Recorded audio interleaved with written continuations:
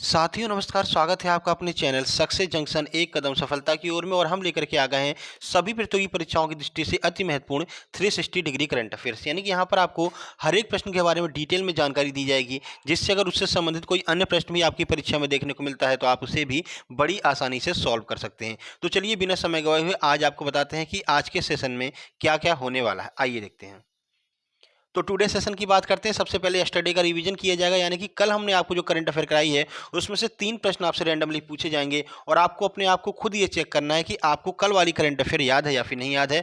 उसके बाद today current affair यानी आज की करंट अफेयर के महत्वपूर्ण जो प्रश्न होंगे फुल एनिमेशन डिटेल में जानकारी के साथ में आपको कराए जाएंगे। उसके बाद मध्य प्रदेश करंट अफेयर के महत्वपूर्ण प्रश्न जो होंगे उनके बारे में आपको पूरी जानकारी दी जाएगी। उसके बाद सभी प्रतियोगी परीक्षाओं की दृष्टि से अति महत्वपूर्ण है आपके लिए स्टैटिक जीके, जो कि हर एक परीक्षा में पूछी जाती है, तो स्टैटिक जीके के महत्वपूर्ण प्रश्न कराए जाएंगे।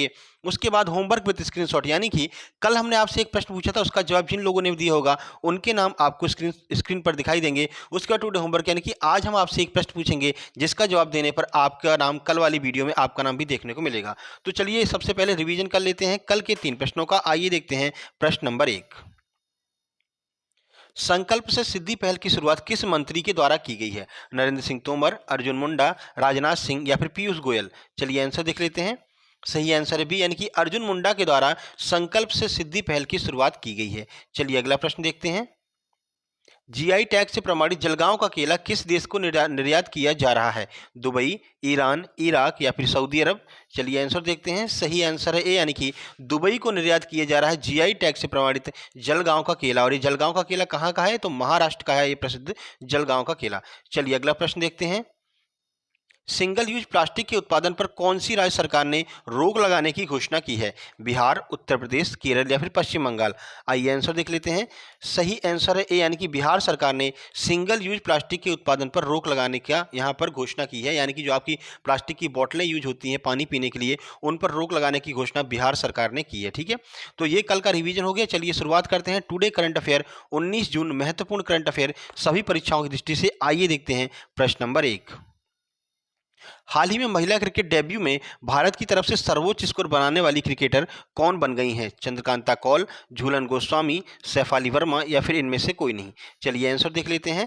सही आंसर है सी, यानी कि सैफाली वर्मा जो है वो भारत की तरफ से डेब्यू क्रिकेट में सर्वाधिक टेस्ट स्कोर बनाने वाली भारतीय क्रिकेटर बन गई हैं। आइए देखते हैं इन्होंने कितना स्कोर बनाया है, पूरी जानकारी आपको देते हैं इस प्रश्न के बारे में। देखिए, तो सलामी बल्लेबाज सैफाली वर्मा ने डेब्यू टेस्ट में किसी भारतीय महिला क्रिकेटर द्वारा सर्वोच्च डेब्यू स्कोर का रिकॉर्ड तोड़ दिया है। सैफाली ने 17 जून 2021 को ब्रिस्टल के काउंटी ग्राउंड में इंग्लैंड महिला के खिलाफ अपने डेब्यू में 96 रन बनाए हैं, यानी कि 96 रन पहले ही अपने पहली पारी में टेस्ट क्रिकेट की में इन्होंने बनाए हैं। उन्होंने चंद्रकांता कौल का रिकॉर्ड तोड़ा, जिन्होंने अपने डेब्यू में 75 रन बनाए थे। तो भारत की तरफ से अभी तक सर्वोच्च स्कोर 75 रन का था, जिसको अभी हाल ही में सैफाली वर्मा ने 96 रन बना करके तोड़ दिया है। वे टेस्ट डेब्यू में छक्का लगाने वाली पहली भारतीय महिला भी बन गई, यानी इससे पहले किसी ने अपने टेस्ट क्रिकेट के डेब्यू मैच में 6 नहीं लगाया था, तो इन्होंने अपने डेब्यू मैच में ही 6 लगा दिया है। ठीक है, तो ये महत्वपूर्ण जानकारी थी। इस प्रश्न से संबंधित सभी जानकारियां बहुत महत्वपूर्ण है आपकी परीक्षा की दृष्टि से। चलिए अगला प्रश्न देखते हैं। अगला प्रश्न है, साइबर धोखाधड़ी के कारण वित्तीय नुकसान को रोकने के लिए राष्ट्रीय हेल्पलाइन नंबर 155260 किस मंत्रालय के द्वारा जारी किया गया है? गृह मंत्रालय, महिला एवं बाल विकास मंत्रालय, जनजातीय मंत्रालय या फिर स्वास्थ्य मंत्रालय? चलिए आंसर देखते हैं। सही आंसर है ए, यानी कि गृह मंत्रालय के द्वारा अभी हाल ही में हेल्पलाइन नंबर 155260 को जारी किया गया है। देखिए ये हेल्पलाइन नंबर किस तरह से आपकी मदद करेगा, आइए पूरी जानकारी आपको देते हैं। तो गृह मंत्रालय ने साइबर धोखाधड़ी के कारण वित्तीय नुकसान को रोकने के लिए राष्ट्रीय हेल्पलाइन नंबर 155260 और एक रिपोर्टिंग प्लेटफॉर्म का भी शुभारंभ यहां पर किया है। राष्ट्रीय हेल्पलाइन और रिपोर्टिंग प्लेटफॉर्म साइबर धोखाधड़ी में ठगे गए व्यक्तियों को ऐसे मामलों की रिपोर्ट के लिए एक तंत्र प्रदान करता है, ताकि उन्हें उनकी मेहनत की कमाई को नुकसान से बचाया जा सके। दोनों ही भारतीय साइबर अपराध समन्वय केंद्र 14C के द्वारा विकसित किया गया है। यानी कि देखिए साइबर अपराध होते रहते हैं, जैसे कि आपके मोबाइल को किसी ने हैक कर लिया, किसी ने आपके एटीएम को हैक करके आपके पैसे निकाल लिए। तो इन ऐसी समस्याओं का निपटारा करने के लिए और जो ये अपराध कर रहा है उसको यहाँ पर सजा देने के लिए 155260 के नाम से एक राष्ट्रीय हेल्पलाइन नंबर जारी किया गया है। आप अपने फ़ोन से इस नंबर को डायल करके अपनी शिकायत दर्ज करा सकते हैं, फिर उचित कार्रवाई भारत सरकार के द्वारा सीधे की जाएगी। ठीक है, तो ये साइबर अपराध होते हैं और इनके निराकरण के लिए ये हेल्पलाइन नंबर जारी किया गया है। ठीक है, गृह मंत्रालय के द्वारा। चलिए आगे बढ़ते हैं, अगला प्रश्न देखते हैं। तो दुनिया का सबसे शक्तिशाली चुंबक कहाँ पर बनाया गया है? रूस, अमेरिका, सऊदी अरब या फिर फ्रांस? चलिए आंसर देखते हैं। सही आंसर है डी, यानी कि फ्रांस में दुनिया का सबसे शक्तिशाली चुंबक बनाया गया है। आइए इस प्रश्न के बारे में कुछ जानकारी आपको देते हैं। देखिए, तो ट्रांसफ्यूजन रिएक्टर के लिए दुनिया का सबसे शक्तिशाली चुंबक बनाने वाला देश फ्रांस बन गया है, जिसका उद्देश्य सूर्य को शक्ति देने वाली प्रक्रिया को दोहराना है। ठीक है, तो यहाँ पर फ्रांस बना है, रूस नहीं बना है। फ्रांस यहाँ पर सबसे शक्तिशाली चुंबक बनाने वाला देश बन गया है। सेंट्रल सोलेनॉइड नामक शक्तिशाली चुंबक एक विमान वाहक पोत को हवा में 6 फीट ऊपर उठाने के लिए पर्याप्त मजबूत है, यानी कि एक अगर विमान वाहक जो पोत होता है उसको 6 फीट तक ऊपर उठाए रख सकता है। ये जो चुंबक यहाँ पर बनाया गया है फ्रांस के द्वारा। इस चुंबक की अवधारणा, डिजाइन और निर्माण जनरल एटॉमिक्स के द्वारा किया गया। तो कौन सी कंपनी ने इसको बनाया है? जनरल एटॉमिक्स के द्वारा ये जो निर्माण किया गया है इस चुंबक का। चलिए, ये प्रश्न के बारे में महत्वपूर्ण जानकारी थी। चलिए आगे बढ़ते हैं और अगला प्रश्न देखते हैं। अगला प्रश्न है, भारत के सबसे बड़े सोलर कॉर्पोरेट का उद्घाटन कहाँ पर किया गया है? पुणे, गांधीनगर, सूरत या फिर जयपुर? चलिए आंसर देखते हैं। सही आंसर है ए, यानी कि पुणे में यहाँ पर भारत के सबसे बड़े सोलर कॉर्पोरेट का उद्घाटन किया गया है। अब ये किस तरह से कार्य करेगा, क्या फायदे हैं, आइए देखते हैं।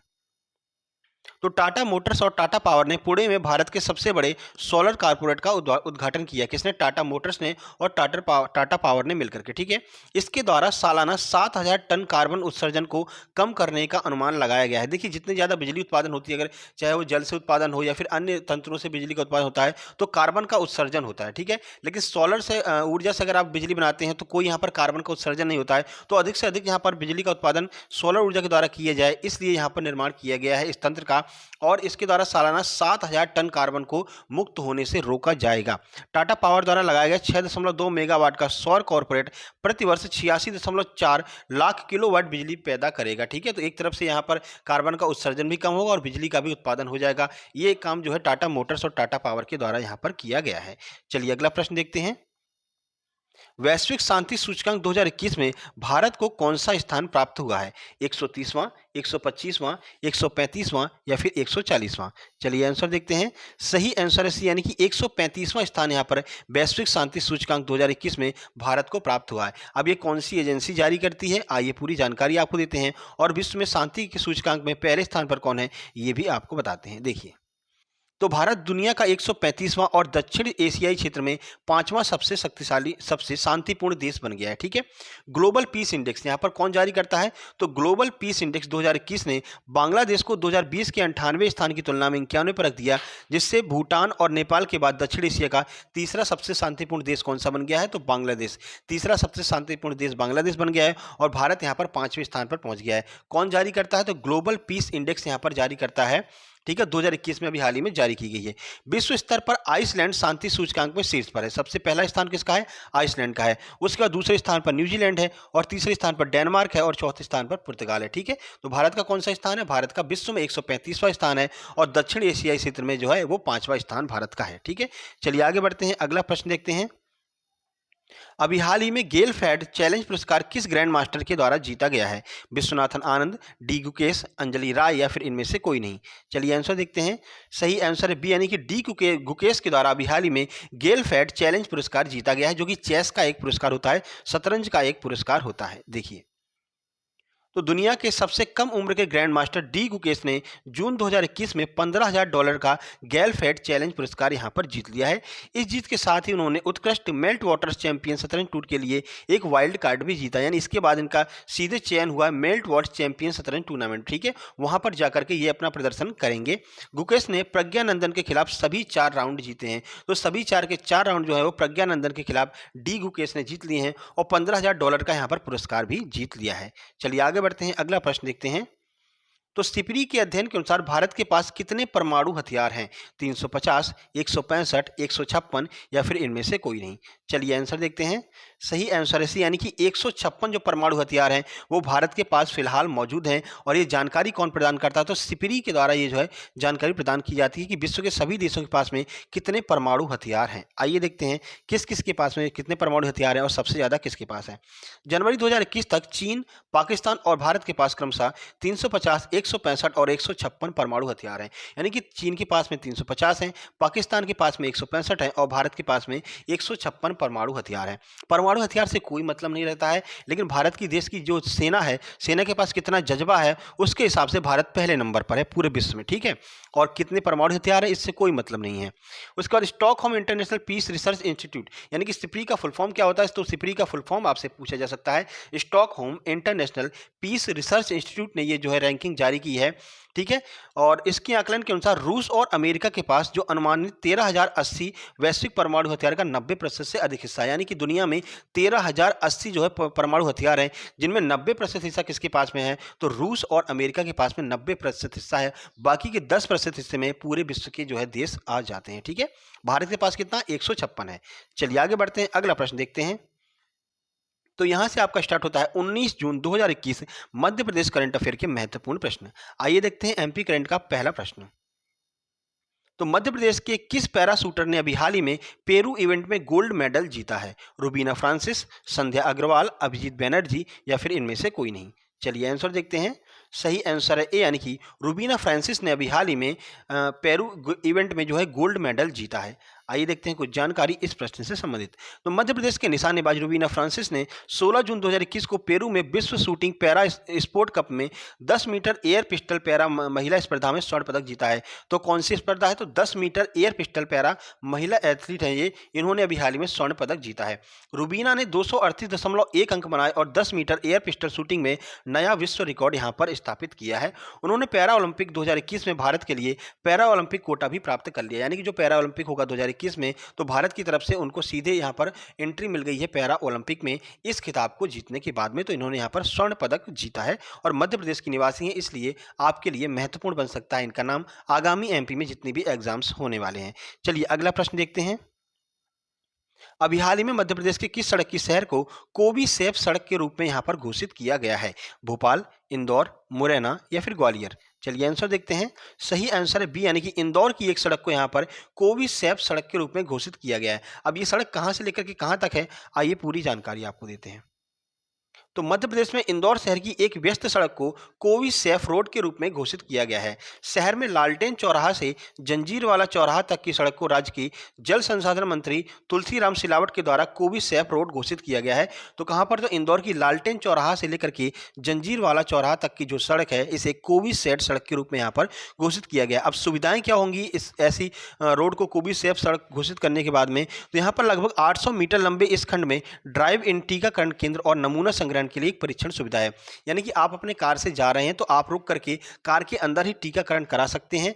जो कोई भी यहाँ पर जो आपका स्वास्थ्यकर्मी होगा वो आकर के यहाँ पर टीकाकरण कर सकता है। और कोविड से रिलेटेड कोई भी जानकारी होगी, कोई भी परेशानी होगी, तो आपको 800 मीटर के अंदर कोई भी परेशानी का सामना नहीं करना पड़ेगा। जगह जगह पर टीकाकरण केंद्र खोले गए हैं, ठीक है। चलिए आगे बढ़ते हैं। तो यहां से आपका स्टार्ट होता है स्टैटिक जीके का छुपा रुस्तम क्लास, यानी कि सभी परीक्षाओं की दृष्टि से अति महत्वपूर्ण है स्टैटिक जीके, हर एक एग्जाम में यहां पर आती है। तो कुछ ऐसे प्रश्न होंगे जो परीक्षाओं में आ चुके हैं और जिनके आगामी परीक्षाओं में आने की बहुत ज्यादा संभावनाएं हैं। आइए देखते हैं स्टैटिक जीके का पहला प्रश्न। तो 50 रुपए के नोट पर किसका चित्र अंकित रहता है? मंगलयान, हम्पी के मंदिर, कोणार्क मंदिर या फिर सांची के स्तूप? चलिए आंसर देख लेते हैं। अभी हाल ही में एनटीपीसी रेलवे का एग्जाम हुआ है, तो 4 से 5 शिफ्ट में यह प्रश्न लगातार पूछा गया था। सही आंसर है बी, यानी कि हम्पी के जो मंदिर हैं वो 50 रुपए के नोट पर छपे रहते हैं, ठीक है। अब ये कहाँ पर स्थित है, तो कर्नाटक में स्थित है हम्पी। अब बाकी के ऑप्शन दिए हुए हैं कहाँ कहाँ पर स्थित है, तो देखिए 2000 के नोट पर मंगलयान का यहाँ पर चित्र बना हुआ है। 10 रुपए के नोट पर कोणार्क मंदिर का चित्र बना हुआ है जो कि उड़ीसा में है। 200 रुपए के नोट पर सांची के स्तूप का चित्र बना हुआ है जो कि मध्य प्रदेश में है। तो सारे के सारे ऑप्शन यहाँ पर आपके क्लियर हो गए। मंगलयान 2000 के नोट पर, हम्पी के मंदिर 50 के नोट पर, कोणार्क मंदिर 10 रुपए के नोट पर और सांची के स्तूप जो है वो 200 रुपए के नोट पर स्थित है। और कहाँ कहाँ पर ये सारे के सारे जो है स्थित हैं वो भी हमने आपको बता दिए। तो सभी परीक्षाओं में ये प्रश्न आपसे बार बार पूछा जा सकता है, तो याद रखिएगा 50 रुपए के नोट पर किसका चित्र अंकित है। चलिए आगे बढ़ते हैं, अगला प्रश्न देखते हैं। तो नागरहोल राष्ट्रीय उद्यान किस बायोस्फीयर रिजर्व का हिस्सा है?